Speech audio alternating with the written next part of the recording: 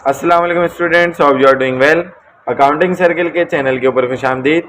Student, जैसा कि आपको मालूम है कि हमारा इन्वेंट्री वैल्यूएशन का चैप्टर चल रहा था और आज के लेक्चर के अंदर हम जो क्वेश्चन डिस्कस करने वाले हैं, जो कि हमारे इस ग्रुप की या इस लेक्चर की सीरीज का क्वेश्चन नंबर 7 है, प्रॉब्लम नंबर 7 है। इसमें हम अलग अलग 3 पार्ट डिस्कस करेंगे, जिसमें एक क्वेश्चन अपना बनाया हुआ है और 2 क्वेश्चन पास पेपर से लिए गए हैं। 7 का पार्ट ए, 7 का पार्ट बी और 7 का पार्ट सी डिस्कस करेंगे। अच्छा, तीनों पार्ट्स को मैं अलग अलग सॉल्व करके आपको बताऊंगा कि तीनों में आपको क्या कह रहा है, ताकि आपको किसी किस्म की कंफ्यूजन ना हो। सो वीडियो पूरी देखने से पहले मेरे चैनल को सब्सक्राइब करें और वीडियो को ज़्यादा से ज़्यादा शेयर करें। एज अ मेन चैप्टर आपके पास ये पास पेपर में हर साल टेस्ट किया जाता है और अक्सर बच्चे इसमें कंफ्यूज भी होते हैं और उनको नहीं समझ में आ रहा होता कि इसमें क्या करना है। तो इसलिए जिन स्टूडेंट्स की क्यूरीज क्लियर नहीं है वो ज़्यादा से ज़्यादा लेक्चर्स को फर्स्ट लेक्चर से बार बार देख सकते हैं और एंड तक जो मज़ीद लेक्चर मैं अपलोड करूँगा उसको भी आपने प्रैक्टिस करना है। तो पार्ट ए में कह रहे हैं Clientee product uses a perpetual inventory system use कर रहे हैं। January 1 inventory account had a balance of ₹93,500, यानी कि बिगिनिंग बैलेंस दिया हुआ इन्वेंट्री का 93,500 का। During the first few days of January, कह रहे हैं कि जनवरी के कुछ फ्यू डेज में द फॉलोइंग ट्रांजेक्शन अकर्ड, ये ट्रांजेक्शन हुई है। जनवरी 1 को परचेज मर्चेंडाइज ऑन क्रेडिट, उधार पर आपने कुछ मर्चेंडाइज खरीदी है बेल कंपनी से 12,500 की, और जनवरी 3 को सोल्ड की है मर्चेंडाइज फॉर कैश पर 9,000 की। The cost of this merchandise was ₹6,300, यानी कि आपने 6,300 की मर्चेंडाइज 9,000 रुपये में बेची हैं। तो रिकॉर्ड में आपको कह रहे हैं पार्ट ए में prepare entries in journal form to record the above transaction, ठीक है ना। तो आपने जर्नल की फॉर्म में इन ट्रांजेक्शन को रिकॉर्ड करना है। नंबर पार्ट बी में जो कह रहा है वो क्या कह रहा है, what was the balance of the inventory account at the close of the business January 3, ठीक है ना। तो क्लोजिंग बैलेंस आपका बेसिकली पूछ रहा है कि जनवरी 3 के दिन अगर हम थर्ड डे क्लोज कर देते हैं अपने बिजनेस को, उस दिन की क्लोजिंग पे आपके पास इन्वेंट्री का बैलेंस कितना बचेगा या कितना होगा। तो चलते हैं इसके सॉल्यूशन की तरफ और देखते हैं कि आपके पास इसका सॉल्यूशन किस तरीके से होगा। तो क्वेश्चन 7 का पार्ट है case A, Clientee product journal entries during the month of January, date particular PR debit and credit, ये फॉर्मेट तो आपको आता ही है। तो सबसे पहले आप परपेचुअल इन्वेंट्री सिस्टम फॉलो कर रहे हैं, तो जब भी आप मर्चेंडाइज खरीदेंगे तो उसको मर्चेंडाइज इन्वेंट्री में रिकॉर्ड करेंगे।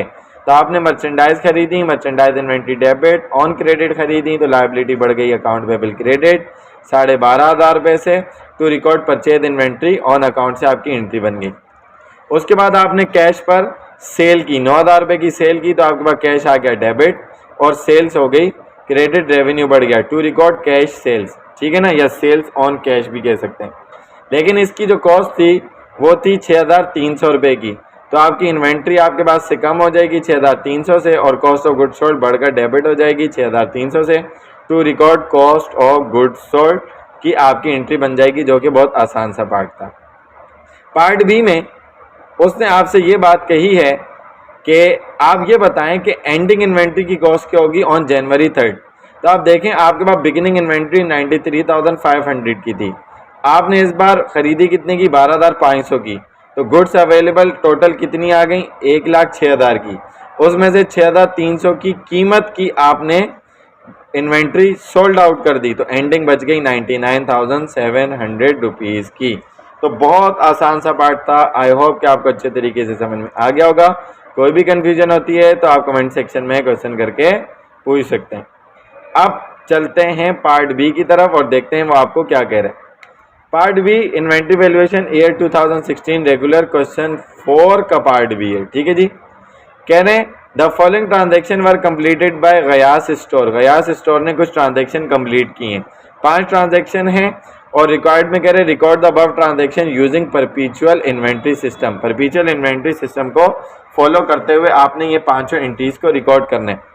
सबसे पहले कह रहे हैं कि purchase merchandise from Saim on account, उधार पर आपने साइम से मर्चेंडाइज खरीदी हैं 3 लाख की ऑन क्रेडिट टर्म, और क्रेडिट टर्म 2/10 N/60 है, यानी कि साइम ने कहा कि भाई 60 दिन में आपने पेमेंट करनी है, लेकिन अगर 10 दिन में आपने पेमेंट कर दी तो 2% का मैं आपको डिस्काउंट दे दूंगा।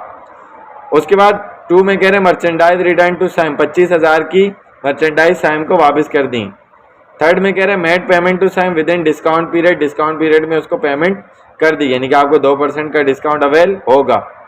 4 में कह रहे सोल्ड मर्चेंडाइज कॉस्टिंग, कॉस्ट थी 2,50,000 की, आपने वो कॉस्ट जो थी 2.5 लाख की, इतने की मर्चेंडाइज आपने गुलाम नबी को बेची है एट 40% अबव कॉस्ट, यानी कि आपको फायदा हुआ, इसकी कैलकुलेशन करनी पड़ेगी। 5th में कह रहे कि Ghulam Nabi return defective goods rupees 56,000 की गुड्स गुलाम नबी ने हमें वापस की हैं। ठीक है जी, तो 2 एंट्रीज सेल्स से रिलेटेड हो गई और 3 परचेज से रिलेटेड हो गई, तो इसको हम ज़रा देखते हैं। ठीक है जी, तो अब चलते हैं हम अपने सेकंड पार्ट की तरफ, सॉल्यूशन बी 2016 रेगुलर क्वेश्चन 4 का part B, Gayas store journal perpetual inventory system, date particular PR debit और क्रेडिट का कॉलम आपको अच्छे तरीके से मालूम है। सबसे पहले उसने इन्वेंट्री खरीदी थी, परपेचुअल इन्वेंट्री सिस्टम है, merchandise inventory debit, account payable liability credit, क्योंकि उसने क्या कहा था कि पेमेंट 60 दिन में करनी है, इसलिए लायबिलिटी क्रिएट हो गई।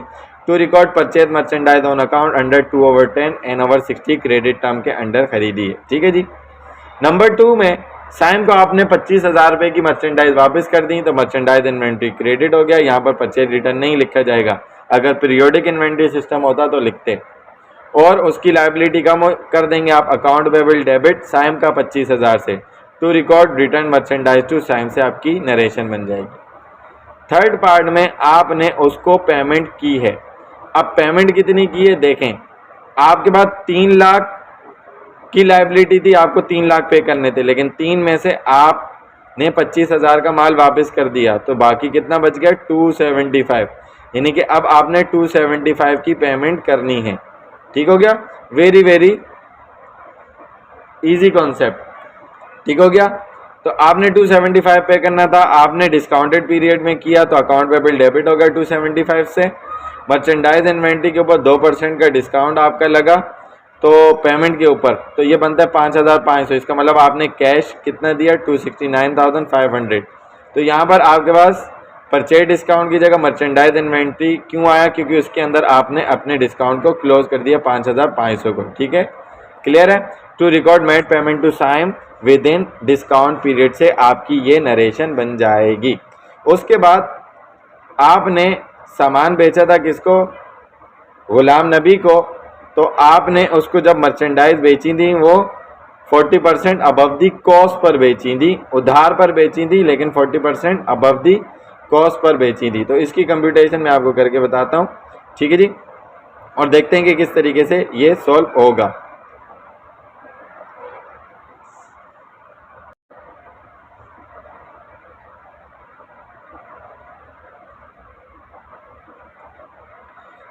तो जब आप सेल करेंगे उधार पर, तो account receivable debit sales credit हो जाएगा, ये बात तो आपको अच्छे तरीके से मालूम है।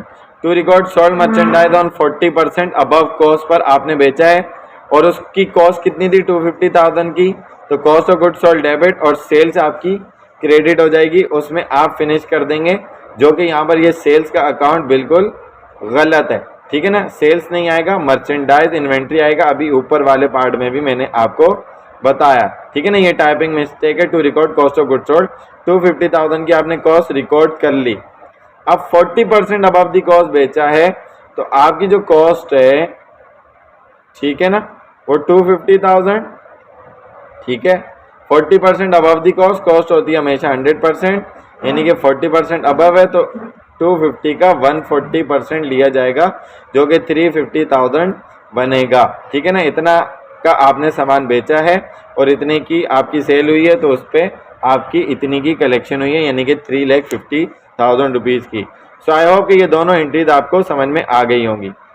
अब उसके बाद क्या हुआ कि गुलाम नबी साहब ने आपको 56,000 की जो गुड्स हैं वो रिटर्न कर दी, सेल रिटर्न डेबिट और अलाउंस हो गया आपका डेबिट, और अकाउंट रिसीवेबल आप उसका कम कर देंगे, यानी कि इतनी की मर्चेंडाइज आप उसको वापस उसका रिसीवेबल कम कर देंगे। उसने मर्चेंडाइज जो वापस की हैं, तो इतना पैसा आप उससे नहीं लेंगे। To record return defective goods by Ghulam Nabi. अब परपीचुअल इन्वेंट्री सिस्टम में ये रूल होता है कि जब भी आपका कस्टमर आपको सामान वापस करेगा तो आप अपनी कॉस्ट ऑफ गुड्स सोल्ड को भी रिकॉर्ड करेंगे। तो अब जब आप अपनी कॉस्ट ऑफ गुड्स सोल्ड को रिकॉर्ड करेंगे, चूंकि आपने क्या किया था, आपने ये किया था कि 40% अबव द कॉस्ट के ऊपर जो है वो माल बेचा था। अब उसने 56,000 का माल आपको वापस किया है, ठीक है ना। मैं आपको वापस ऊपर दिखा देता हूँ सवाल में कि उसने क्या बात बोली थी कि 56,000 का सामान वापस किया है।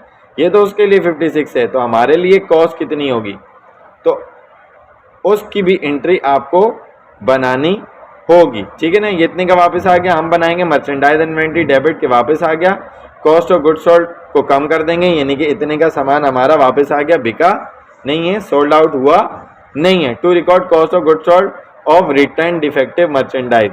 अब इसको 40,000 किस तरीके से करेंगे, 40,000 की कंप्यूटेशन आपको इजीली आनी चाहिए कि आपने इसके अंदर क्या करना है कि 56,000 को लेना है और 100 से मल्टीप्लाई करवा देना है और डिवाइड कर देना है 140 से, ठीक है ना। 140% से, क्योंकि आप सोल्ड कर रहे थे अबव दी कॉस्ट पे, तो आपकी कॉस्ट आ जाएगी 56,000, ठीक है जी, मल्टीप्लाई बाय 100% है कॉस्ट का, डिवाइडेड बाय 140% जो कि सेल था, तो ये आपका 40,000 आ जाएगा। ये कंप्यूटेशन आपको समझ में आ गई होगी, यानी कि असल में ये 40,000 की मर्चेंडाइज आपके लिए ये बेची आपने कितने की थी, 56 की, तो उतने का माल आपके पास वापस आया है। तो अब ये कॉन्सेप्ट आपको समझ में आ गया होगा, ठीक है जी। अब चलते हैं हम अपने थर्ड पार्ट की तरफ और देखते हैं आपको थर्ड पार्ट में क्या कह रहा है।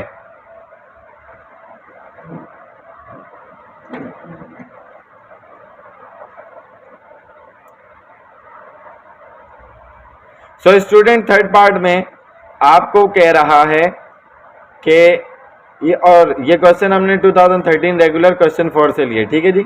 तो उसका पार्ट सी है और हमारे सवाल का भी पार्ट सी है। तो इसमें पहले दो पार्ट में तो आपसे थ्योरी पूछी हुई है।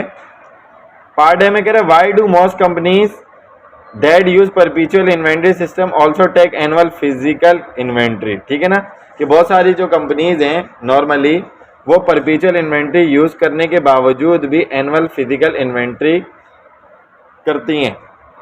पार्ट बी में record the following transaction in journal under periodic and परपीचुअल inventory system. आपने परपीचुअल और पीरियोडिक इन्वेंट्री सिस्टम के अंडर ये नीचे दी गई ट्रांजैक्शन को रिकॉर्ड करना है और आपने इन्वेंट्री का अकाउंट भी टी फॉर्म में बनाकर परपीचुअल इन्वेंट्री सिस्टम के अंडर दिखाना है। तो आपके पास 4 एंट्रीज दी हुई हैं। परचेज की मर्चेंडाइज ऑन अकाउंट 30,000 की, मर्चेंडाइज रिटर्न टू सप्लायर को वापस की 2,000 की, सोल्ड की मर्चेंडाइज उधार पर 30,000 की, असल में उसकी कॉस्ट थी 24,000 की, और मर्चेंडाइज रिटर्न किए कस्टमर ने 2,000 की जिसकी कॉस्ट थी असल में 1,600 रुपये की, ठीक है जी। तो एक एक करके इसका हम जवाब देते हैं और देखते हैं कि आपको क्या कह रहे हैं।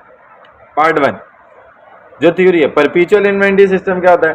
परपीचुअल इन्वेंट्री सिस्टम जिसमें आप in real time day to day अपनी इन्वेंट्री की काउंटिंग करते हैं। तो perpetual system offer companies inventory record that update in real time में अपडेट होते रहते हैं। जैसे इन्वेंट्री गई आई आपने रिकॉर्ड में डाल दी।